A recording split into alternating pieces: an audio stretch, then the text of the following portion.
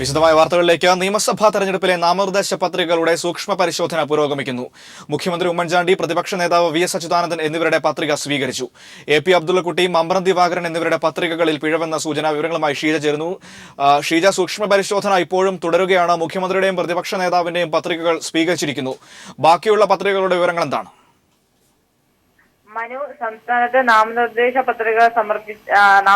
പത്രികകളുടെ സൂക്ഷ്മ പരിശോധനയിൽ വ്യാപകമായ പരാതികളാണ് ഉയർന്നു വന്നിട്ടുള്ളത്. ഇതിൽ മുഖ്യമന്ത്രിക്കെതിരെയും പ്രതിപക്ഷ നേതാവ് വി എസ് അച്യുതാനന്ദനെതിരെയും എല്ലാം പരാതികൾ ഉയർന്നു വന്നിരുന്നു. മുഖ്യമന്ത്രിക്കെതിരെ LDFന്റെ പരാതി പൂർവിക സ്വത്ത് ഇല്ലെന്നുള്ള സത്യവാങ്മൂലം തെറ്റാണ്, അത്തരത്തിലൊരു തെറ്റായ രേഖയാണ് നൽകിയത് എന്നുള്ളതായിരുന്നു.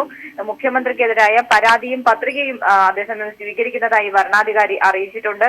വി എസിനെതിരെ കോൺഗ്രസ് നൽകിയ പരാതി തള്ളി പത്രിക സ്വീകരിച്ചിട്ടുണ്ട്. അദ്ദേഹം സ്വത്ത് വിവരം മറച്ചുവെച്ചെന്നായിരുന്നു കോൺഗ്രസിന്റെ പരാതി. എന്നാൽ അവരുടെ പരാതി തള്ളുകയായിരുന്നു. കെ മുരളീധരനെതിരെ BJP നൽകിയ പരാതിയും തള്ളുകയുണ്ടായി. മറ്റൊന്ന്, കെ ഷാജുവിനെതിരെ കോടതിയെ സമീപിക്കാനായി LDF തീരുമാനിച്ചിട്ടുണ്ട്. കെ ഷാജുവിനെതിരെ ഷാജുവിനെതിരെ പരാതി ഉണ്ടായിട്ട് പോലും പത്രിക സ്വീകരിച്ച പശ്ചാത്തലത്തിലാണ് ഈ തീരുമാനം. മറ്റൊന്ന്, എ പി അബ്ദുള്ളക്കുട്ടിക്കെതിരെയുള്ള കാര്യമാണ്. എ പി അബ്ദുള്ളക്കുട്ടി വിദ്യാഭ്യാസ യോഗ്യത സംബന്ധിച്ചുള്ള കാര്യങ്ങൾ കൃത്യമായി ഇതിനുള്ള രേഖ നൽകിയില്ല എന്നുള്ളതായിരുന്നു പരാതി. ഇതിൽ വരണാധികാരി എ പി അബ്ദുള്ളക്കുട്ടിയോട് വിശദീകരണം തേടിയിട്ടുണ്ട്. മറ്റൊന്ന്, മമ്പ്രം ദിവാകരന്റെ നാമനിർദ്ദേശ പത്രികയുമായി ബന്ധപ്പെട്ടാണ് പത്രികയുടെ സൂക്ഷ്മ പരിശോധന 1 മണിയിലേക്ക് മാറ്റിവെക്കാൻ നേരത്തെ വരണാധികാരി തീരുമാനിച്ചിരുന്നു. കൊലക്കേസിൽ ശിക്ഷിക്കപ്പെട്ടിട്ടുള്ള വിവരം മറച്ചുവെച്ചു എന്നുള്ളതായിരുന്നു മമ്പ്രം ദിവാകരനെതിരായിട്ടുള്ള LDFന്റെ പരാതി. മറ്റൊന്ന്, KM ഷാജിയുടെ നാമനിർദ്ദേശ പത്രികയ്ക്കെതിരെയും പരാതി ഉയർന്നു വന്നിട്ടുണ്ട്. 2011 18.5 ലക്ഷം എന്നുള്ളതായിരുന്നു KM ഷാജി നൽകിയിരുന്ന സ്വത്ത് വിവരം. എന്നാൽ ഇത്തവണ അത് 1.5 ലക്ഷമായി കുറഞ്ഞിരിക്കുന്നു. മറ്റൊന്ന്, വിദ്യാഭ്യാസ യോഗ്യത കുറച്ചു കാണിച്ചു എന്നുള്ളൊരു പരാതി ഷാജിക്കെതിരെ LDF നൽകിയിട്ടുണ്ട്. ഇത്തരത്തിൽ സംസ്ഥാനത്ത് അതായത് ഭരണാധികാരികൾക്ക് മുൻപിൽ സൂക്ഷ്മ പരിശോധന ഇപ്പോഴും തുടരുകയാണ്. ഇന്ന് വൈകിട്ട് 5 മണി വരെയാണ് സൂക്ഷ്മ പരിശോധന നടക്കുക. 5 മണിയോട് കൂടിയാകും സൂക്ഷ്മ പരിശോധന പൂർത്തിയാവുക. ഇതിനുശേഷമാകും ആരുടെയൊക്കെ പത്രികകൾ സ്വീകരിച്ചു, ആരുടെയൊക്കെ തള്ളി എന്ന് സംബന്ധിച്ചൊരു വ്യക്തത ഉണ്ടാവുക. 2-ാം തീയതിയാണ് നാമനിർദ്ദേശ പത്രികകൾ പിൻവലിക്കാനുള്ള അവസാന തീയതി. അതുകൊണ്ട് 2-ാം തീയതി തിരുവനന്തപുരത്ത് നിന്നും വിവരങ്ങൾ നൽകിക്കൊണ്ടിരിക്കുന്നത്. കേരളത്തിൽ ഇടതുപക്ഷം അധികാരത്തിലെത്തുമെന്ന് CPIM general secretary Sitaram Yechury. 5 വർഷത്തെ UDF ഭരണം ജനം മടുത്തുവെന്നും ഇടതുപക്ഷം വൻ ഭൂരിപക്ഷം നേടുമെന്നും യെച്ചൂരി നെടുമ്പാശ്ശേരിയിൽ പറഞ്ഞു. തെരഞ്ഞെടുപ്പ് പ്രചരണത്തിനായാണ് സീതാറാം യെച്ചൂരി കേരളത്തിലെത്തിയത്.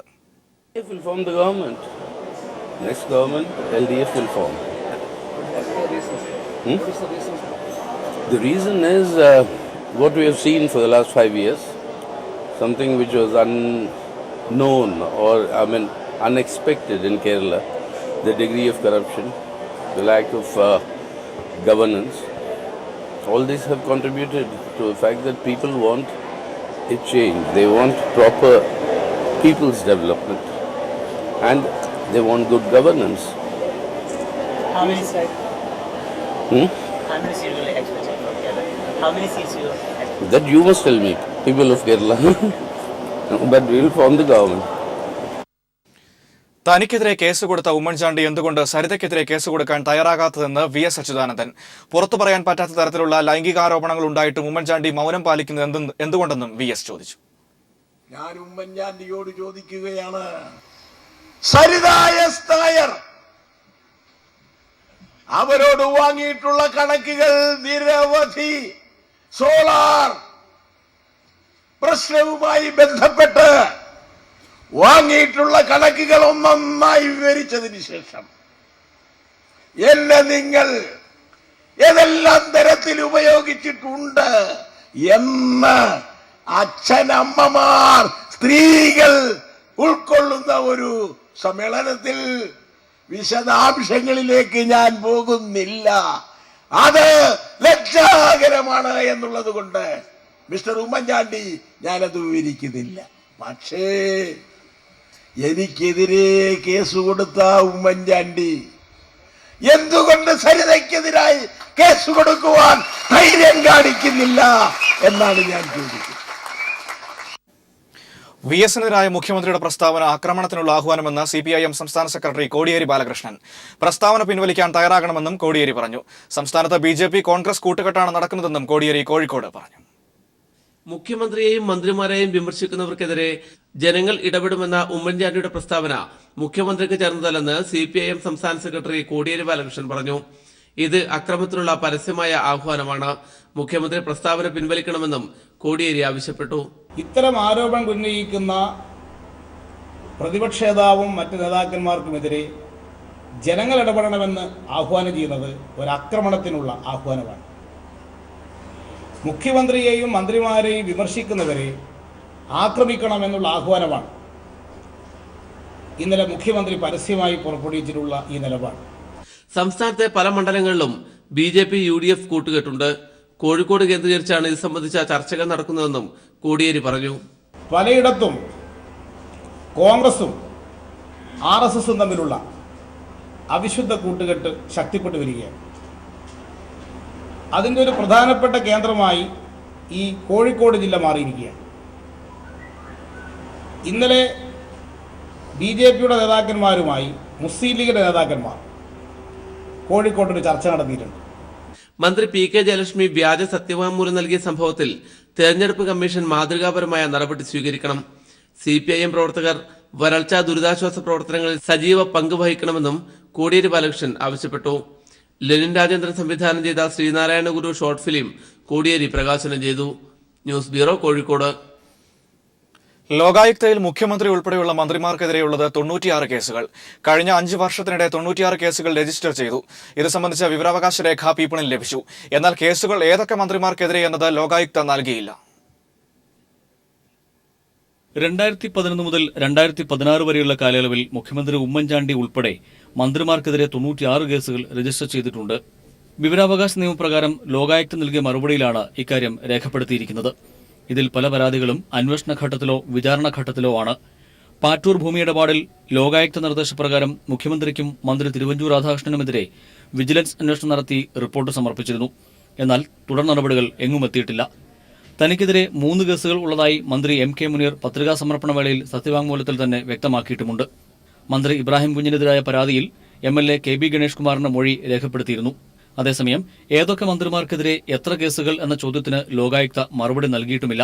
മുഖ്യമന്ത്രിക്കും മന്ത്രിമാർക്കും എതിരെ കേസുകൾ ഇല്ലെന്ന രീതിയിൽ കഴിഞ്ഞ ദിവസം ഉപലോകായുക്ത വാർത്താക്കുറിപ്പ് ഇറക്കിയിരുന്നു. മുഖ്യമന്ത്രിക്കും മന്ത്രിമാർക്കും എതിരെ പരാതി നിലനിൽക്കെ ഉപലോകായുക്തയുടെ നിലപാട് ആരെ സംരക്ഷിക്കാനാണ് എന്ന ചോദ്യമുയരുകയാണ്. News bureau, Thiruvananthapuram. MBBS പ്രവേശനത്തിനായി ദേശീയ പൊതുപ്രവേശന പരീക്ഷ നടത്താനുള്ള ഉത്തരവിൽ മാറ്റം വരുത്തണമെന്ന ആവശ്യം വീണ്ടും സുപ്രീം കോടതി തള്ളി. നാളത്തെ പൊതുപ്രവേശന പരീക്ഷ മാറ്റാനാകില്ലെന്നും ചീഫ് ജസ്റ്റിസ് അധ്യക്ഷനായ ബെഞ്ച് വ്യക്തമാക്കി. ഒരു കൂട്ടം വിദ്യാർത്ഥികളാണ് നീറ്റ് ഉത്തരവിനെതിരെ സുപ്രീം കോടതിയെ സമീപിച്ചത്. നേരത്തെ കേന്ദ്ര സർക്കാരിന്റെ ഇതേ ആവശ്യവും സുപ്രീം കോടതി തള്ളിയിരുന്നു. അതേസമയം ഉത്തരവിനെതിരെ സുപ്രീം കോടതിയെ സമീപിക്കേണ്ടതില്ലെന്ന് കേരളം തീരുമാനിച്ചു. MBBS BDS പ്രവേശനത്തിനായി ഏകീകൃത പൊതുപ്രവേശന പരീക്ഷയായ നീറ്റ് നടത്താനുള്ള ഉത്തരവിൽ മാറ്റമില്ലെന്ന് സുപ്രീംകോടതി ചീഫ് ജസ്റ്റിസ് അധ്യക്ഷനായ ബെഞ്ച് വ്യക്തമാക്കി. നേരത്തെ പുറപ്പെടുവിച്ച ഉത്തരവ് പ്രകാരം ആദ്യഘട്ട പ്രവേശന പരീക്ഷ നാളെ നടക്കും. രണ്ടാം ഘട്ടം ജൂൺ 24-നും. നാളത്തെ പ്രവേശന പരീക്ഷ മാറ്റിവെക്കണമെന്നാവശ്യപ്പെട്ട് ഒരു കൂട്ടം വിദ്യാർത്ഥികളാണ് സുപ്രീംകോടതിയെ സമീപിച്ചത്. CBSE സിലബസും സംസ്ഥാന സിലബസും രണ്ടാണ്. ഇതിനാൽ നീറ്റ് പരീക്ഷയ്ക്ക് തയ്യാറാകാനായി പഠനം ഇനിയും പൂർത്തിയാക്കാനുണ്ട്. കൂടുതൽ സമയം അനുവദിക്കണമെന്നായിരുന്നു വിദ്യാർത്ഥികളുടെ ആവശ്യം. എന്നാൽ നാളത്തെ പരീക്ഷ നേരത്തെ നിശ്ചയിച്ചതാണെന്ന് ചൂണ്ടിക്കാണിച്ച ചീഫ് ജസ്റ്റിസ് ആവശ്യം തള്ളി. മുന്നുത്തരവ് പുനഃപരിശോധിക്കാനാകില്ലെന്നും ചീഫ് ജസ്റ്റിസ് TS താക്കൂർ അധ്യക്ഷനായ ബെഞ്ച് അറിയിച്ചു. നേരത്തെ ഇതേ ആവശ്യം ഉന്നയിച്ച് കേന്ദ്ര സർക്കാരും സുപ്രീംകോടതിയെ സമീപിച്ചെങ്കിലും അംഗീകരിച്ചില്ല. പുതിയ സാഹചര്യത്തിൽ പൊതുപ്രവേശന പരീക്ഷ നടത്താനുള്ള സുപ്രീംകോടതി ഉത്തരവിനെതിരെ അപ്പീൽ സമർപ്പിക്കേണ്ടതില്ലെന്ന് കേരളം തീരുമാനിച്ചു. പകരം ഉത്തരവിൽ വ്യക്തത വേണമെന്നാവശ്യപ്പെട്ട് ഹർജി നൽകും. കേരളം നടത്തിയ പരീക്ഷ അംഗീകരിക്കണമെന്ന് ഹർജിയിൽ ആവശ്യപ്പെടും. മെയ് 3-ന് ഭരണഘടനാ ബെഞ്ച് കേസ് പരിഗണിക്കുമ്പോഴാകും കേരളം ആവശ്യവുമായി സമീപിക്കുക. News bureau, Delhi.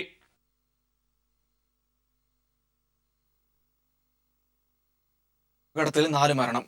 ഇന്നോവ കാറിന് മുകളിലേക്ക് കണ്ടെയ്നർ ലോറി മറിഞ്ഞാണ് അപകടമുണ്ടായത്. കണ്ണൂർ ചൊക്ലി സ്വദേശികളാണ് അപകടത്തിൽപ്പെട്ടത്. കോട്ടക്കൽ എടരിക്കോട് പാലച്ചിറമാടിന് സമീപം രാത്രി 2 മണിയോടെയാണ് അപകടം.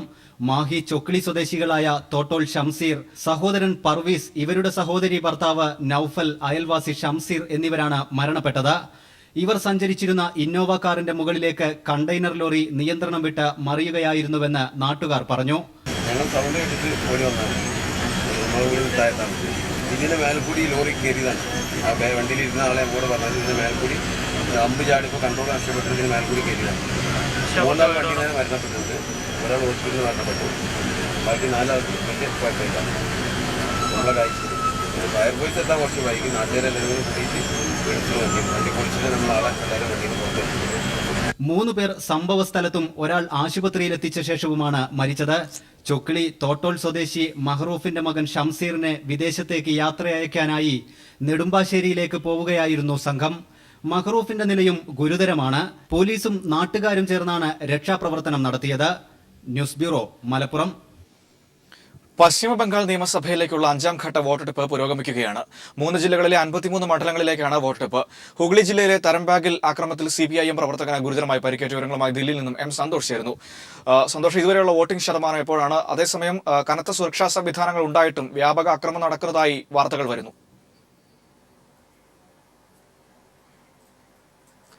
മനു, 12 മണിവരെയുള്ള പോളിംഗിന്റെ കണക്കുകളാണ് തിരഞ്ഞെടുപ്പ് കമ്മീഷൻ പുറത്തുവിട്ടത്. 40% പേരാണ് 12 മണിവരെ സമ്മതിദാന അവകാശം രേഖപ്പെടുത്തിയിട്ടുള്ളത്. ഗ്രാമീണ മേഖലകളിലാണ് മികച്ച പോളിംഗ് രേഖപ്പെടുത്തുന്നത്. എന്നാൽ നഗരപ്രദേശങ്ങളിൽ പോളിംഗ് കുറവാണ് എന്നുള്ളതാണ് പ്രത്യേകത. ഏതായാലും കഴിഞ്ഞ ഘട്ടങ്ങളിൽ, ആദ്യ 4 ഘട്ടങ്ങളിൽ മികച്ച പോളിംഗ് തന്നെ 80%-ലധികം പോളിംഗ് തന്നെ പശ്ചിമ ബംഗാളിൽ രേഖപ്പെടുത്തിയിരുന്നു. ആദ്യ മണിക്കൂറുകളിലെ പോളിംഗ് നില അനുസരിച്ച് ഈ ഘട്ടത്തിലും 5ാം ഘട്ടത്തിലും 80%-ഓട് അടുക്കുമെന്ന് തന്നെയാണ് പ്രതീക്ഷിക്കപ്പെടുന്നത്. ആദ്യ 4 ഘട്ടങ്ങളിലെ വ്യാപക അക്രമ സംഭവങ്ങളുടെ പശ്ചാത്തലത്തിൽ കനത്ത സുരക്ഷാ സംവിധാനങ്ങളും നിരീക്ഷണ സംവിധാനങ്ങളും എല്ലാം ഏർപ്പെടുത്തിയിരുന്നു. എങ്കിൽ കൂടിയും ഹൂഗ്ലി ജില്ലയിൽ നിന്നും വ്യാപകമായ അക്രമ സംഭവങ്ങൾ റിപ്പോർട്ട് ചെയ്തിട്ടുണ്ട്. ഹൂഗ്ലി ജില്ലയിലെ അരംഗാബാദിൽ CPIM പ്രവർത്തകന് തൃണമൂൽ ആക്രമണത്തിൽ പരിക്കേറ്റിട്ടുണ്ട്. വോട്ട് ചെയ്യാനായി പോളിംഗ് ബൂത്തിലേക്ക് പോകുന്ന സമയത്താണ് തൃണമൂൽ കോൺഗ്രസ് പ്രവർത്തകൻ CPM പ്രവർത്തകരെ ആക്രമിച്ചത്. അതോടൊപ്പം തന്നെ പല പോളിംഗ് ബൂത്തുകളിലും CPMന്റെ ബൂത്ത് ഏജന്റുമാരെ ഇരിക്കാൻ അനുവദിക്കുന്നില്ല തൃണമൂലിന്റെ പ്രവർത്തകരെന്നും CPIM ഇപ്പോൾ പരാതി ഉന്നയിച്ചിട്ടുണ്ട്. സൗത്ത് 24 പർഗാനയിലും ഹൂഗ്ലിയിലും ദക്ഷിണ കൊൽക്കത്തയിലുമായി 53 നിയോജക മണ്ഡലങ്ങളിലേക്കാണ് വോട്ടെടുപ്പ് പുരോഗമിക്കുന്നത്. മുഖ്യമന്ത്രി മമതാ ബാനർജി ഉൾപ്പെടെ ഈ ഘട്ടത്തിലാണ് തിരഞ്ഞെടുപ്പിനെ നേരിടുന്നത്. ഭവാനിപ്പൂർ മണ്ഡലത്തിൽ നിന്നുമാണ് മമതാ ബാനർജി ജനവിധി തേടുന്നത്. ഇവിടെ BJP രംഗത്ത് ഇറക്കിയിരിക്കുന്നത് നേതാജി സുഭാഷ് ചന്ദ്രബോസിന്റെ കുടുംബത്തിൽ തന്നെയുള്ള ചന്ദ്രകുമാർ ബോസിനെയാണ്. ഏതായാലും നിരവധി പ്രമുഖ സ്ഥാനാർത്ഥികൾ ഈ ഘട്ടത്തിൽ മത്സര രംഗത്തുണ്ട്. പോളിംഗ് ഇപ്പോൾ പുരോഗമിക്കുകയാണ്. മനു. M. സന്തോഷ് ദില്ലിയിൽ നിന്നും വിവരങ്ങൾ നൽകി. 1991 കോലിബി സഖ്യത്തിന്റെ ഉപജ്ഞാതാവ് ആര്യാടൻ മുഹമ്മദ് എന്ന ചെറിയാൻ ഫിലിപ്പിന്റെ വെളിപ്പെടുത്തൽ. 91 ഏപ്രിൽ 3 KPCC ഭാരവാഹി യോഗത്തിലാണ് RSS രഹസ്യധാരണയ്ക്കുള്ള നിർദ്ദേശം ആര്യാടൻ വച്ചത്. നിർദ്ദേശം ലീഗിന്റെ പിന്തുണയോടെ K. കരുണാകരൻ നടപ്പാക്കിയെന്ന് അക്കാലത്ത് KPCC സെക്രട്ടറിയായിരുന്ന ചെറിയാൻ ഫിലിപ്പ് വെളിപ്പെടുത്തി. കോൺഗ്രസ് ലീഗ് BJP ധാരണയുടെ പിന്നാമ്പുറ കഥകൾ ഫേസ്ബുക്ക് പോസ്റ്റിലൂടെയാണ് ചെറിയാൻ ഫിലിപ്പ് വെളിപ്പെടുത്തിയത്. അഗസ്റ്റ വെസ്റ്റ്ലാൻഡ് അഴിമതിയിൽ വ്യോമസേന മുൻ തലവൻ SP ത്യാഗിക്ക് CBIയും എൻഫോഴ്സ്മെന്റ് ഡയറക്ടറേറ്റും ചോദ്യം ചെയ്യാൻ നോട്ടീസ് അയച്ചു. ഒരാഴ്ചയ്ക്കുള്ളിൽ CBI ആസ്ഥാനത്ത് ഹാജരാകാനാണ് നോട്ടീസിൽ ആവശ്യപ്പെട്ടിരിക്കുന്നത്. അഗസ്റ്റ വെസ്റ്റ്ലാൻഡ് അന്വേഷണം ത്വരിതപ്പെടുത്തുന്നതിന്റെ ഭാഗമായാണ് കേന്ദ്ര സർക്കാരിന്റെ പുതിയ നീക്കം. 3600 കോടി രൂപയുടെ അഗസ്റ്റ വെസ്റ്റ്ലാൻഡ് അഴിമതിയിൽ AICC അധ്യക്ഷ സോണിയാഗാന്ധിക്ക് പുറമെ ആരോപണ വിധേയനാണ് മുൻ വ്യോമസേന തലവൻ SP ത്യാഗി. കരാർ ഉറപ്പിക്കാൻ കമ്പനിയുടെ ഇടനിലക്കാരനുമായി ചർച്ച നടത്തിയത് ത്യാഗിയാണെന്ന് നേരത്തെ അന്വേഷണ ഉദ്യോഗസ്ഥർ കണ്ടെത്തിയിരുന്നു. SP ത്യാഗിയെ മുൻപ് CBI ചോദ്യം ചെയ്തപ്പോൾ ഇടനിലക്കാരനായി പ്രവർത്തിച്ചിരുന്ന ക്രിസ്ത്യൻ മൈക്കിളുമായി കൂടിക്കാഴ്ച നടത്തിയതായി സ്ഥിരീകരിച്ചു. കരാർ ഉറപ്പിച്ചതിലൂടെ 260 കോടി രൂപ ത്യാഗി കൈക്കൂലിയായി നേടിയതായും റിപ്പോർട്ടുണ്ട്. ഈ സാഹചര്യത്തിലാണ് മുൻ വ്യോമസേനാ മേധാവിയെ എൻഫോഴ്സ്മെന്റും CBIയും ചോദ്യം ചെയ്യുന്നത്. ത്യാഗിയിലൂടെ കോൺഗ്രസിലെ ഉന്നത നേതാക്കൾക്കുള്ള പങ്ക് കണ്ടെത്താൻ കഴിയുമെന്നാണ് കേന്ദ്ര സർക്കാരിന്റെ പ്രതീക്ഷ. അഗസ്റ്റ വെസ്റ്റ്ലാൻഡ് അഴിമതിയിൽ പാർലമെന്റിൽ പ്രതിരോധത്തിലായ കോൺഗ്രസിനെ കൂടുതൽ കുഴപ്പിക്കുന്നതാണ് കേന്ദ്ര സർക്കാരിന്റെ പുതിയ നീക്കം. കൈക്കൂലി നൽകിയെന്ന് കണ്ടെത്തിയതിനെ തുടർന്ന് ഇറ്റാലിയൻ കോടതി അഗസ്റ്റ വെസ്റ്റ്ലാൻഡ് മേധാവിയെ ശിക്ഷിച്ചിരുന്നു. ഈ വിധിന്യായത്തിൽ കോൺഗ്രസ് നേതാക്കളുടെ പേര് പരാമർശിച്ചിട്ടുണ്ട്. അതുകൊണ്ട് തന്നെ വിധിന്യായം ലഭിക്കാനുള്ള ശ്രമവും CBI ആരംഭിച്ചു. News bureau, Delhi. തെരഞ്ഞെടുപ്പ് പ്രചാരണ രംഗത്തെ വിഷയങ്ങൾ സജീവ ചർച്ചയായി പീപ്പിൾ TVയുടെ പടക്കളം. പാലക്കാടെത്തിയ പടക്കളം കാർഷിക മേഖല നേരിടുന്ന പ്രശ്നങ്ങളും സമകാലിക രാഷ്ട്രീയ വിഷയങ്ങളും ഉയർത്തി ചൂടേറിയ ചർച്ചയാണ് നടത്തിയത്. ചൂടിനൊപ്പം ഉയരുന്ന തെരഞ്ഞെടുപ്പ് ചൂട് പ്രതിഫലിക്കുന്നതായിരുന്നു പാലക്കാട്ടെ പടക്കളം സംവാദം. LDF പ്രതിനിധിയായി M. ഹംസ MLAയും UDF പ്രതിനിധിയായി DCC ജനറൽ സെക്രട്ടറി കളത്തിൽ കൃഷ്ണൻകുട്ടിയും BJP ജില്ലാ വൈസ് പ്രസിഡന്റ് ഭാസിയും പങ്കെടുത്തു. UDF സർക്കാരിന്റെ അഴിമതികൾ, വിലക്കയറ്റം, പാലക്കാട്ടെ കാർഷിക മേഖല നേരിടുന്ന പ്രശ്നങ്ങൾ എന്നിവ ചൂടേറിയ ചർച്ചയായി. അത് കൊടുക്കും, കൊടുത്തിട്ടില്ല, NDA ഭരണവും ഇന്ധനവില വർധനവും രാജ്യത്തുയർന്നു വരുന്ന അസഹിഷ്ണുതയും ബീഫ് രാഷ്ട്രീയവും ആരോപണ പ്രത്യാരോപണങ്ങൾക്ക് മുറിച്ചുകൂട്ടി.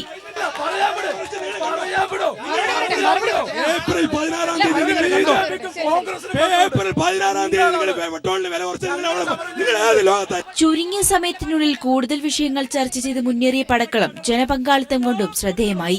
News bureau, Palakkad. കല്യാശ്ശേരി മണ്ഡലത്തിലെ കണ്ണപുരം പഞ്ചായത്തിന്റെ മത്സ്യ മാർക്കറ്റ് ഗ്രാഫിറ്റി പെയിന്റിംഗിലൂടെ ആകർഷകമാക്കുകയാണ്. പ്രശസ്ത ചിത്രകാരൻ ധൻരാജാണ് മാലിന്യ നിർമ്മാർജ്ജന പദ്ധതിക്ക് മോടി കൂട്ടുന്നതിനായി തന്റെ ഗ്രാഫിറ്റി പെയിന്റിംഗ് സംരംഭവുമായി മുന്നോട്ട് വന്നത്. കാർഷിക, ആരോഗ്യ, വിദ്യാഭ്യാസ, കലാസാഹിത്യ മേഖലകളിൽ ശ്രദ്ധേയമായ പദ്ധതികൾ നടപ്പിലാക്കിയ കല്യാശ്ശേരി മണ്ഡലത്തിലെ കണ്ണപുരം പഞ്ചായത്ത് മാലിന്യ നിർമ്മാർജ്ജന ബോധവൽക്കരണ പദ്ധതിയിലേക്കാണ് പുതിയ ചുവടുകൾ വെച്ചത്. പശ്ചാത്തല വികസന പദ്ധതികൾ നടപ്പിലാക്കുന്ന പഞ്ചായത്തിൽ കലാപരമായ മോടികൂട്ടൽ എന്ന ഉദ്ദേശവുമായി പ്രമുഖ ചിത്രകാരൻ ധൻരാജ് മാതൃകയായി. മഴക്കാലത്തിന്റെ മുന്നോടിയായി കണ്ണപുരം മത്സ്യ മാർക്കറ്റ് ശുചീകരണത്തിനൊപ്പം മാർക്കറ്റിന്റെ തൂണുകളിലും ചുവരുകളിലും കലാസൃഷ്ടി കൊണ്ട് സമ്പന്നമാക്കുകയാണ് ധൻരാജ്. ചിത്രരചന കേവലമായ വിനോദത്തിനപ്പുറം ജീവിത യാഥാർത്ഥ്യങ്ങളുമായി അടുപ്പിക്കുന്ന പൊതുയിടങ്ങളിലെ ചിത്രരചനാ രീതിയായ ഗ്രാഫിറ്റിയിലൂടെയാണ് ധൻരാജ് മത്സ്യ മാർക്കറ്റിനെ ആകർഷകമാക്കിയത്. തെരുവാണ് ഗ്രാഫിറ്റി ആർട്ടിന്റെ മീഡിയം. മീൻ ആയിട്ട് ബന്ധപ്പെട്ടിട്ടുള്ള കഥകൾ, പുരാണത്തിലെ ഇതിഹാസങ്ങളിലെ ട്രഡീഷണൽ ആയിട്ടുള്ള ഈ പെയിന്റിങ്ങുകളിലെ ചില മീൻ എന്ന് പറയുന്ന ആ ഒരു ബിംബം അതിനെ ആധുനിക രീതിയിൽ പരിവർത്തിച്ച് ഇവിടെ അലങ്കരിച്ചിരിക്കുന്നു. രാഷ്ട്രീയ സാംസ്കാരിക സംവേദന മാധ്യമമായ ക്യാൻവാസ് ഇല്ലാത്ത ചിത്രരചന കലാകാരന്റെ ആത്മാവിഷ്കാരത്തിനപ്പുറം ഒരു സാമൂഹ്യ ജീവിതത്തിന്റെ മുന്നോട്ടുള്ള പ്രയാണത്തിന്റെ ബോധവൽക്കരണം കൂടിയാവുകയാണ്. സമൂഹത്തിന്റെ ശുചീകരണ പ്രക്രിയയിൽ കലാകാരന്മാർ കൂടി പങ്കാളികളാവുന്ന നേർക്കാഴ്ചയാണ് കണ്ണപുരം മത്സ്യ മാർക്കറ്റിൽ നിന്ന്. കണ്ണൂരിൽ നിന്നും PV ജോഷില.